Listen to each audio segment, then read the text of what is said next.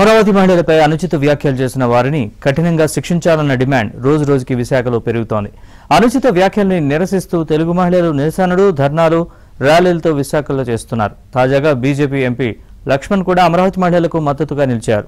సాక్షి టీవీలో అమరావతి మహిళలను కించపరిచే విధంగా చేసిన అనుచిత వ్యాఖ్యలపై రాష్ట్ర వ్యాప్తంగా ఆందోళనలు కొనసాగుతున్నాయి.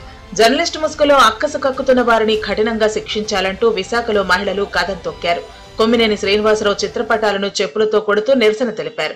భారతిరెడ్డి జగన్ క్షమాపణ చెప్పాలని డిమాండ్ చేశారు.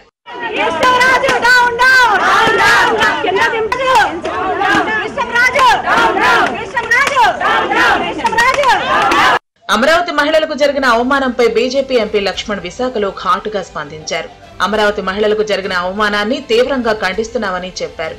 మహిళలను అవమానించడాన్ని సభ్య సమాజం కూడా తీవ్రంగా ఖండిస్తోందని తెలిపారు. జర్నలిస్టులు కొమ్మినేని శ్రీనివాసరావు, కృష్ణరాజు చేసిన అనుచిత వ్యాఖ్యలకు నిరసనగానే మహిళలు ఆవేదన చెంది నిరసనలు, ధర్నాలు చేస్తున్నారని చెప్పారు. మహిళా లోకాన్ని అవమానపరచడం దాన్ని తీవ్రంగా ఖండిస్తున్నాం. కాబట్టి మహిళలు ఏదైతే ఆవేదనతో చేస్తున్నటువంటి ఆ సమ్మెలు, ధర్నాలు ఉన్నాయో యాజమాన్యం దిగి వచ్చి బేచజాల పోకుండా క్షమాపణ చెప్పాలా. దాన్ని ఇంత నీచమైన సంస్కృతి ఆ రకంగా మరి ప్రోత్సహించడం మంచిది కాదు. జర్నలిస్టుగా చెప్పుకునే వ్యక్తి కానీ లేదా యాజమాన్యం కానీ ప్రేక్షక పాత్ర వహించడం దాన్ని మొత్తం సభ్య సమాజం పూర్తిగా తీవ్రంగా ఖండిస్తా ఉంది. జర్నలిస్టులు కొమ్మినేని శ్రీనివాసరావు, కృష్ణరాజు అమరావతి మహిళలను ఉద్దేశించి చేసిన అనుచిత వ్యాఖ్యలు నిరసిస్తూ విశాఖలో తెలుగు మహిళలు నిరసనలు, ధర్నాలు, ర్యాలీలు చేశారు. జిల్లాలో ఉన్న సాక్షి కార్యాలయం ముందు తెలుగు మహిళలు ఆందోళన నిర్వహించారు. రాజధాని అమరావతి మహిళలపై సాక్షి యాజమాన్యం, కొంతమంది జర్నలిస్టులు దుష్ప్రచారం చేస్తున్నారని మండిపడ్డారు. ఇటువంటి వ్యాఖ్యలు చేసిన వారిని ప్రోత్సహించి ప్రసారం చేసిన మీడియా సంస్థపై కఠిన చర్యలు తీసుకోవాలని డిమాండ్ చేశారు.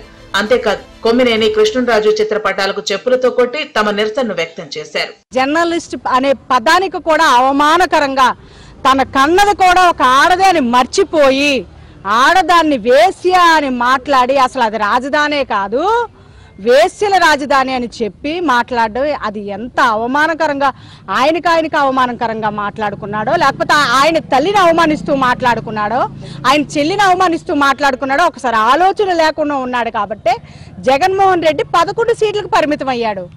ఎందుకంటే ఆయన దించేసింది కూడా ఒక ఆడదే.